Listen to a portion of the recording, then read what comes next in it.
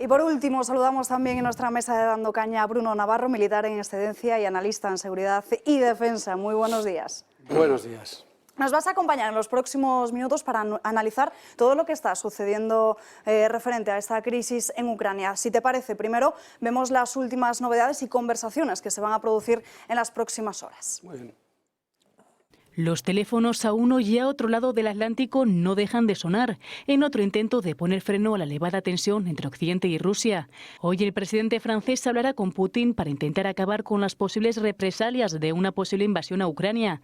Una llamada telefónica que el presidente francés afronta con una clara voluntad de no romper el diálogo y sobre todo de continuar fomentando una vía de negociación a cuatro bandas, con el llamado Grupo de Normandía, que por primera vez en 2 años lograron redactar un comunicado conjunto en el que se comprometían a respetar incondicionalmente el alto al fuego en la región de Donbass y reunirse de nuevo en 2 semanas en Berlín para seguir buscando soluciones al conflicto.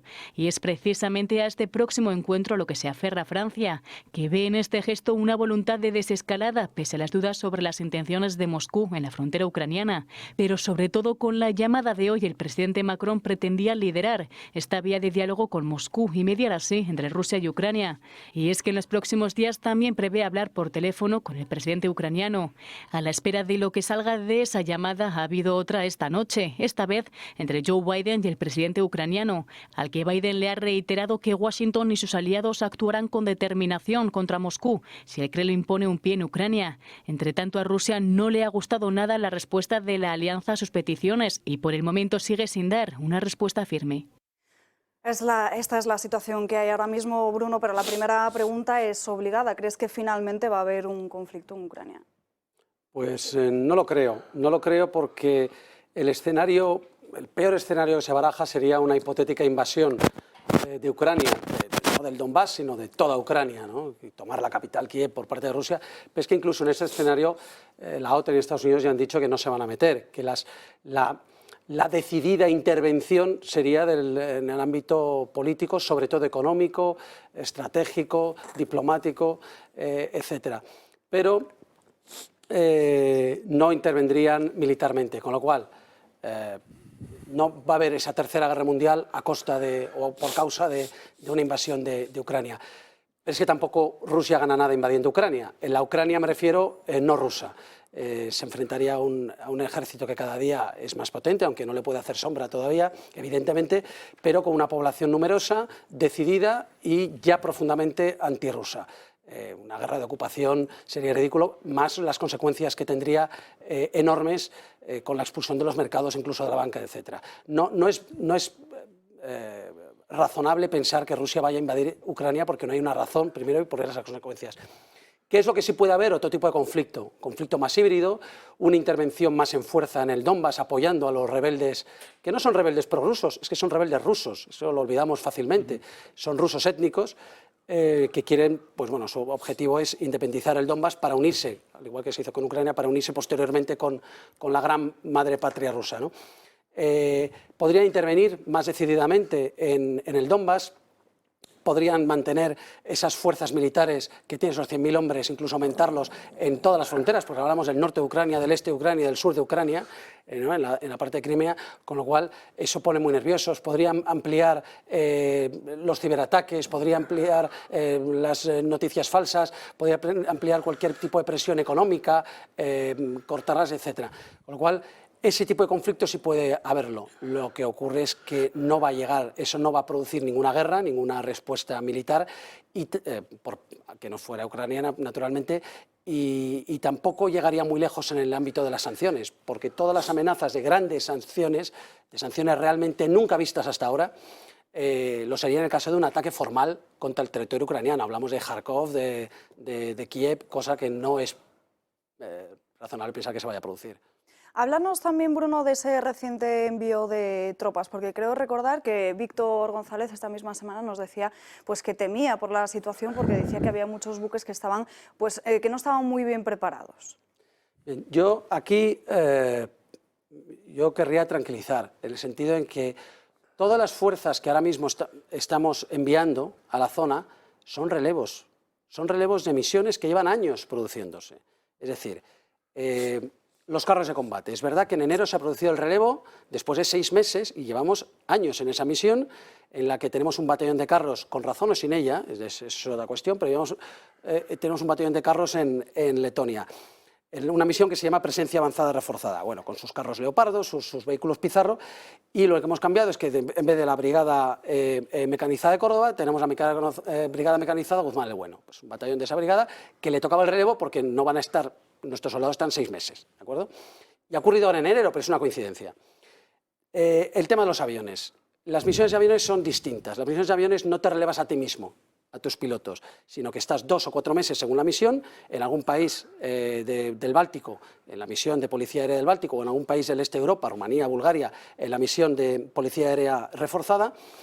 Estás 2 o 4 meses y te relevan otros aviones de otra fuerza aérea de la OTAN.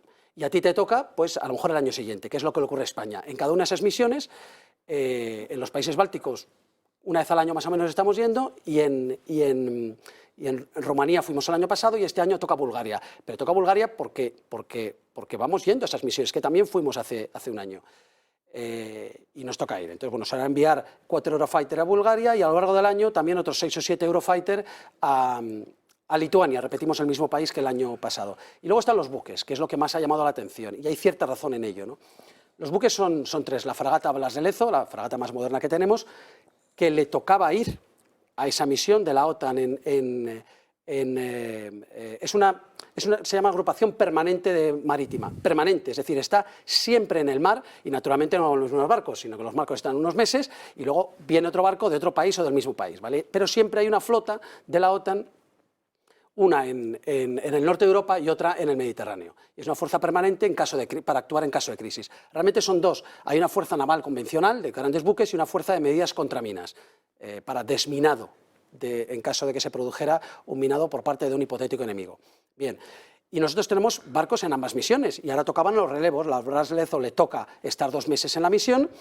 El buque de acción marítima Meteoro, que salió un poquito antes, le tocaba también relevar a otro buque español, al Rayo, vuelve a casa, y vuelve el Rayo y enviamos al Meteoro. No tiene ninguna connotación mayor. Y luego un cazaminas en torno a una misión, metemos un cazaminas, el Sella, porque volvió en diciembre el Segura, ¿no? Entonces, ahí el relevo no se produce en el mar, sino que vuelve el Segura, pasa las Navidades, y en enero enviamos el Sella. Todo normal. ¿Cuál sería el único punto de discusión? Y es que la fragata Blas de Lezo le tocaba ir dentro de 3 semanas. Es decir, el Gobierno ha adelantado, a petición de la OTAN, por la crisis que se está viviendo, la OTAN ha pedido a los socios que adelanten el envío de relevos o de barcos que se tuvieran que incorporar. Entonces, la verdad es de verdad que ha ido 3 semanas antes. Eso es todo.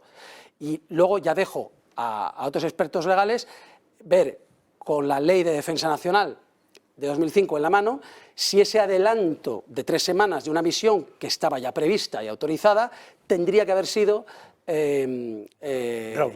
autorizada por el Parlamento o enviado y después solicitada la autorización. Mi opinión es que no, porque no hay un cambio sustantivo más que en fechas. Entonces, mi opinión es que no tendría, pero bueno, entiendo que esto es sujeto a discusión. Pero las alertas que he venido escuchando todas estas semanas de España envía, bueno, claro que las envía, pero porque toca. Quiero decir, no estamos haciendo nada fuera de lo normal, más que ese pequeño adelanto de 3 semanas de uno de los buques. Francas. Sí, no, me parece que coincide. Y hago una cosa que probablemente me desviaré mucho. Es clave para un ejército participar en ese tipo de misiones, supongo, porque es una manera de tener tensionado todo lo que es el funcionamiento de la maquinaria y de los soldados. Absolutamente. En ese sentido, puramente práctico, si no sales de misión, si no participas en misiones, te oxidas, te quedas obsoleto y cuando tengas que intervenir no va a funcionar. Aparte de que tus socios, si requieres tener socios, no entro en eso, si tenemos que estar en OTAN o no, pero tus socios, si no participas, al final pues no vas a poder estar, porque eres incapaz, primero, de solidarizarte con las misiones que se realicen, es decir, de participar en ellas, de poner barcos, poner hombres y arriesgarlos. y también porque llegará un momento en que no seas capaz de interactuar con ellos. No, pero Desde el punto de vista práctico, yo también lo digo por una crítica que se suele hacer siempre que se participa en una cosa así, que hay alguna voz que dice, más gasto para el país y tal. Hombre, yo me entiendo que si no se participara tendrían que hacer algo igual. O sea, no vas a tener una fragata, en teoría supermoderna, aparcada en un puerto eternamente, sino que si no hay maniobras organizadas por la NATO o la OTAN o una tía mía, o no hay ningún tipo de misión, habría que inventársela. Porque no puedes tener todos los barcos, todos los aviones, todo eso en un aparcamiento pero y irlos pintando cada semana. Pero tendrías que inventártelas con aquello, dices, no estoy en la OTAN, por ejemplo. Pues voy a ver cuáles son mis intereses estratégicos, mis intereses de seguridad y defensa, y con eso yo voy haciendo acuerdos bilaterales con otros países bilaterales y organizo los ejercicios conjuntos que sean necesarios o realizo misiones propias, no conjuntas, en determinados mares, espacios aéreos o terrestres. Entonces yo estoy de acuerdo con eso. Quiero decir, España no está haciendo nada raro y a mi modo de ver nada malo en todo esto. Otra cosa es la crítica que podemos realizar a nivel superior de si la OTAN está actuando convenientemente, si esto todo tiene un sentido, si España debe estar en la OTAN o no. Esas son otras discusiones, pero una vez que estamos en la OTAN y que la crisis está así, que la OTAN la manda quien la manda y toma unas decisiones, España está actuando ni más ni menos, en la línea habitual. De hecho, son muchos los países que están aumentando su cooperación, pues es la OTAN, su cooperación tanto en envío de armas, en envío de instrucción o en envío de tropas. Países de la OTAN y fuera de la OTAN. España no ha modificado nada, es decir, estamos haciendo el despliegue habitual como si no hubiera esta crisis actualmente, este pico de esta crisis, porque esta crisis lleva 7 años, ¿no? Pero como si no hubiera este pico, estamos actuando igual, o sea, a diferencia de otros que sí que están dando un paso al frente de enviar más. Nosotros, de todos modos, por lo que lo he entendido yo, lo que preguntaba Alba, porque yo también estaba el día que estuvo Víctor, se refería a que Víctor dijo que en un curso que había hecho en el CSDEN le habría explicado un mando superior de la Marina de que los barcos españoles estaban equipados con la tecnología que podían llegar a tener sobre un 80%. Con lo cual, en caso de que hubiera conflicto, la famosa fragata esta no estaría al 100%, porque nunca estaba equipada al 100%. Eso es lo que dijo más o menos, ¿no? Si sabías algo de eso. Bueno, yo creo que esos comentarios off the record son tremendamente interesantes y es para que interesante. sean off the record solo. Bueno, es lo que. Por eso digo que son interesantes para que se queden en off the record. Para que se queden off the record. Entonces, yo no voy a entrar a valorar si determinados sistemas de armas españoles están en condiciones máximas para repeler un ataque o para ejecutarlo. Debemos pensar que sí. Y los comentarios off the record de ese tipo. Bien, es decir, no voy a valorarlo. No, me parece, te he entendido perfectamente. Sí. No, yo quería primero agradecerte los detalles, porque da gusto el poder escuchar una descripción así y ver Ucrania y la intervención española y la OTAN con el detalle de las fuerzas y de cómo se... A mí me parece que todo ese escenario realmente responde a esa táctica del hostigamiento para la negociación, ¿no? Desde luego Ucrania está siendo el juego en este momento del hostigamiento continuo que hacen de un lado y del otro para ganar ventajas de un tipo u otro, ¿no? Es pura geopolítica, como has dicho, y estamos metidos en un juego ahí de geopolítica bastante curioso. Y hostigar no solo funciona ahí, funciona en el comercio internacional, también se amenaza que te voy a poner una barrera comercial y consigues a cambio algo antes, o sea que es un tema muy, muy clásico, yo creo, de la geopolítica y de la geoeconomía en general. Lo segundo es que nadie toque a Ucrania, pero que nadie la toque, ninguno de los dos lados. Es decir, que Ucrania no le pertenece a nadie, es un país soberano y hemos estado viendo como en la Revolución Naranja y todo lo que ha pasado después, las amenazas de Occidente han sido bastante importantes, incluso para cambiar de gobierno, incluso para meter ONGs, la NED, la USAID, la cooperación americana. Se ha hecho muchísimo para meter la mano en Ucrania. Que esté molesto Putin tiene toda su lógica. Es un poco la zona que él pensaba que era la antigua República Soviética, además que tenían que pertenecer a su zona de influencia, ¿no? Que esté molesto, claro. Entonces todo el mundo va, que nadie toca a Ucrania, pero que nadie la toque. Entonces ahí, como hands up, que salgamos de ahí, que cada uno se quede en su sitio y que no sigamos armándola. Pero ¿está sirviendo todo esto, esta desescalada o no desescalada, por intereses incluso relacionados con el precio de la energía, con el precio del gas? Habría que preguntárselo, porque es que al final sirve para tantas cosas el hostigamiento a través de la geopolítica que uno no sabe exactamente, ¿no? Y luego la pregunta que quería hacerte especialmente era sobre qué grado... Yo siempre me pregunto si por supuesto que los intereses de España están en los intereses de la OTAN. Sí, pero no siempre, me imagino. Puede haber una zona de conflicto, puede hacer algo que a España, en cierta medida, no le convenga respecto a sus socios. ¿Crees que tenemos qué grado de movimiento, de flexibilidad, de excepción tenemos dentro de la OTAN como potencia que pertenece a sus aliados, digamos? ¿Hay posibilidad de disentir? ¿Hay posibilidad real, sin perder, digamos, ese entrenamiento del que hablas y esa puesta en práctica inmediata de nuestras fuerzas? ¿O estamos realmente condenados a que dos protagonistas, en particular Estados Unidos y Reino Unido, dicten un poco nuestra geopolítica internacional? Si me tengo que quedar buena deprimido, pregunta, y me voy a tirar al barro. ¿Deprimido o no me quedo deprimido? Me voy a tirar al barro. Creo que en la OTAN se puede tener una postura propia dentro de la OTAN. La tiene Estados Unidos, que es quien manda, la tiene Gran Bretaña, la tiene Francia. España no la tiene. Es decir, España, desde que entró en la OTAN y con todos los gobiernos, ha ido a lo que le han dicho. Y no ha tenido una postura propia. No digo que en determinadas reuniones no se defiendan determinadas posturas y se pidan determinadas cosas, pero al final lo que trasluce en la actitud, en la actividad militar española en la OTAN, es que estamos a lo que dicen y a los intereses de la OTAN, que efectivamente no tienen por qué estar relacionados con los intereses de España. No siempre. No siempre. Por ejemplo, Rusia, Ucrania. Rusia, es decir, me voy a tirar al barro, no se nos ha perdido nada en Ucrania. Exacto. A mí personalmente, y tengo amigos en Ucrania, y he estado en Ucrania después del año 14, pero digo lo mismo que les dije. Como español, yo es un tema en el que prefiero estar neutral, y yo sé que esto es un problema actualmente porque hay cierta izquierda, especialmente la más comunista, que dice esto exactamente. ¿Por qué? Porque viene reflejado por el histórico de que Rusia como la URSS, aliados, Irán, Venezuela, tal igual, y al final, como estos países cuyos gobiernos no nos gustan y estos partidos políticos marxistas dicen lo mismo y parecen apoyar a Rusia, parece que cuando intenta ser neutral, parece que ese argumento neutral ya no es válido. Yo creo que hay que seguir defendiéndolo porque la verdad es la verdad, aunque la diga quien la diga. Entonces, volviendo al argumento que me voy, yo creo que hay que ser neutral porque Ucrania no es de interés vital para España. De hecho, ningún país del este de Europa, y especialmente los países bálticos, tampoco.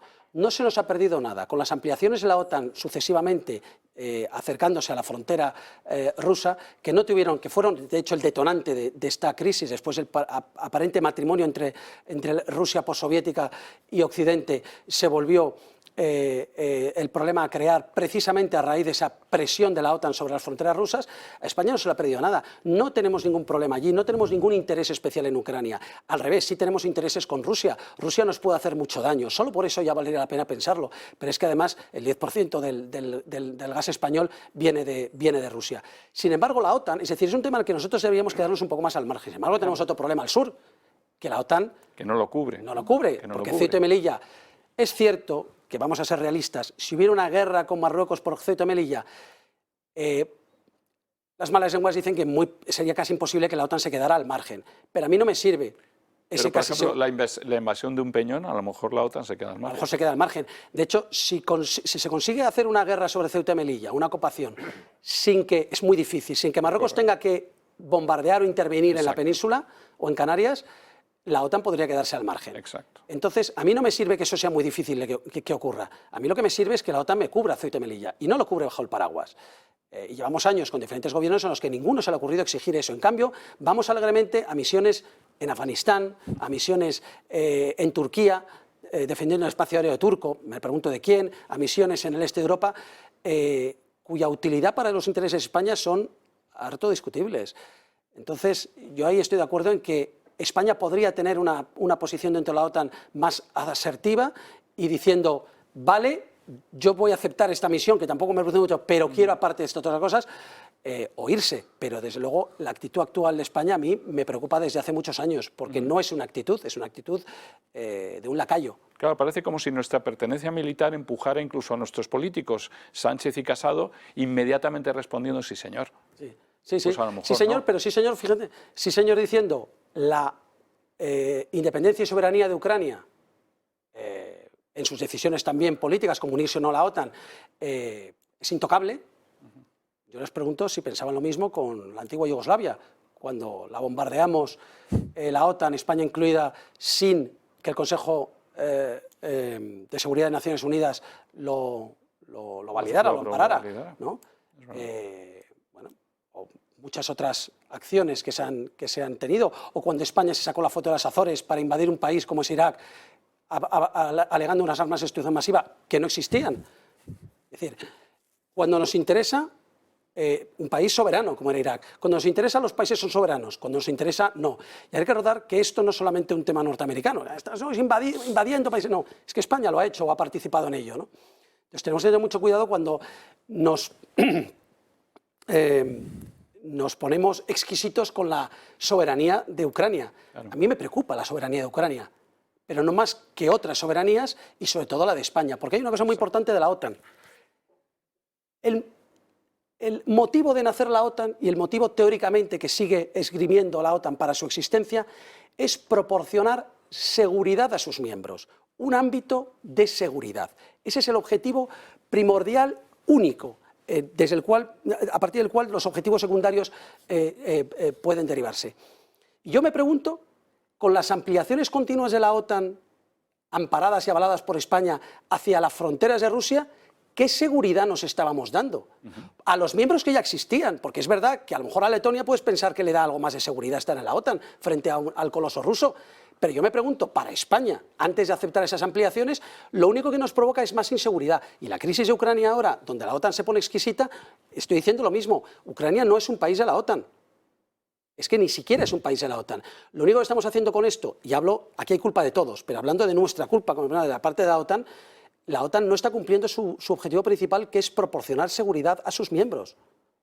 El día que Ucrania se da a la OTAN, si algún día ese día llega y ocurre algo, pues entonces tendremos que ser solidarios con Ucrania. Entonces quiere decir que nos hemos alineado, digamos, se han saltado ya la idea de seguridad por una idea mucho más proactiva de hostigamiento y nos hemos alineado sin decir nada a ese nuevo formato OTAN que más bien hostiga y que juega con eso de manera geopolítica y nosotros estamos ahí alineados. Habría que reconsiderarlo, ¿no? Pero el hecho de que nuestros políticos estén tan alineados y no haya discusión interna en este país sobre eso me parece grave, ¿no? Sí, sí, sí. Fuster. Qué suerte que estaba Bruno aquí, porque ¿Sí? me va a aclarar una pregunta que me hicieron ayer y que no tengo ni idea de responder. Esto es historia... Yo que igual no la respondo. No, es que esto es historia de la televisión. Un tertuliano no sabe contestar una pregunta. ¿Qué puede hacer Ucrania sola?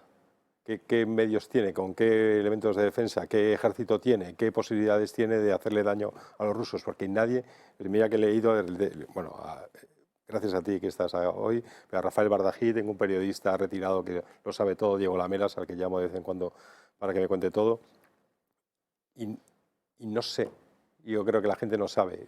Vale, le vamos a dejar solos, es verdad que Gran Bretaña está enviando armas masivamente y además con publicidad, yo creo que es el modelo Boris Johnson de acorralamiento Mónica Lewinsky, y tenemos a Estados Unidos que también está armando a los ucranianos bajo un poco más de discreción.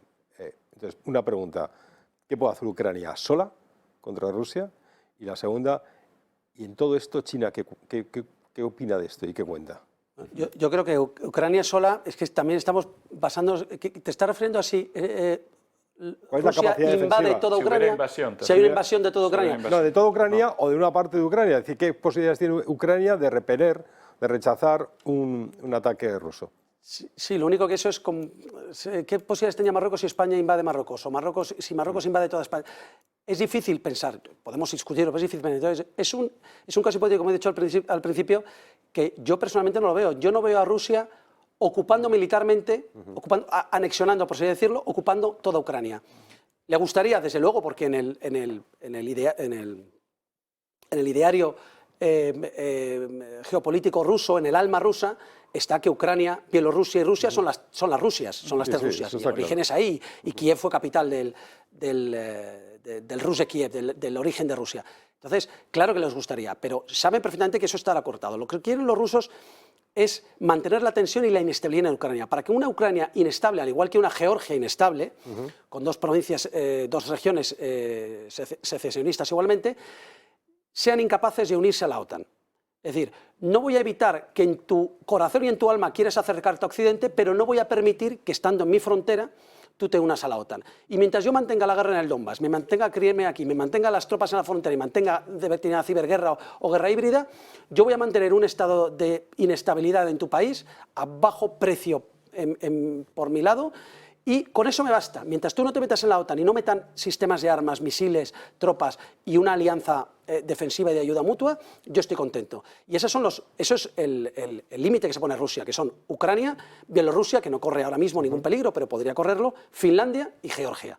Esos son los límites que pone, después de años de estar aceptando las ampliaciones. Ahora, si ocurriera esa hipotética invasión en la cual toman Kiev y tal, desde luego los ucranianos perderían esa guerra, eso es inevitable, y comenzaría una guerra de ocupación con consiguiente, la guerra híbrida pasaría, y la guerra de insurgencia pasaría a ser del otro lado, es decir, serían los ucranianos los que se convertirían en insurgentes. Recordemos que son muchos, que están bien entrenados, que tienen decisión y que tenían un apoyo en información, en infraestructuras, en entrenamiento, bases en los países aledaños, es decir, aquello se podría alargar durante años y podrían resistir de esa forma, al igual que otras guerras recientes les ha ocurrido. ¿Un Afganistán? Sería un Afganistán para los rusos, pero es que los rusos no quieren otro Afganistán, ya tuvieron su Afganistán. Supongo que no. Es inviable que vayan a hacer eso, y menos aún con un país tan, digamos, moderno como Ucrania. No es viable. Ahora, si los rusos hacen ayudan a que los rebeldes rusos del Donbass metiendo tropas, eso sí que podían hacer los rusos, meter tropas incluso uniformadas, es decir, aquí estoy yo en una zona que el gobierno de Kiev no controla de todas formas, para ampliar, por ejemplo, para reforzar y ampliar, porque los rusos temen, es verdad, una ofensiva ucraniana para recuperar el Donbass. Esto es Han enviado, ¿no?, tropas de GRU desde Vladivostok hasta Bielorrusia, o sea que... Correcto, entonces podrían intentar ampliar la zona del Donbass, podrían hacer varias cosas. Y los ucranianos en ese caso, una ampliación del Donbass a su perjuicio o un apalancamiento y un financiamiento de las tropas actualmente de las fuerzas rebeldes, eso no lo podría evitar ni con la ayuda occidental, porque para eso haría falta una guerra total. Otro día de pregunta de Bruno China. Navarro, muchísimas gracias por estar aquí con nosotros. Nos han quedado muchos asuntos en el tintero, pero esperamos verte de nuevo por aquí muy pronto. Eso espero. Muchas gracias.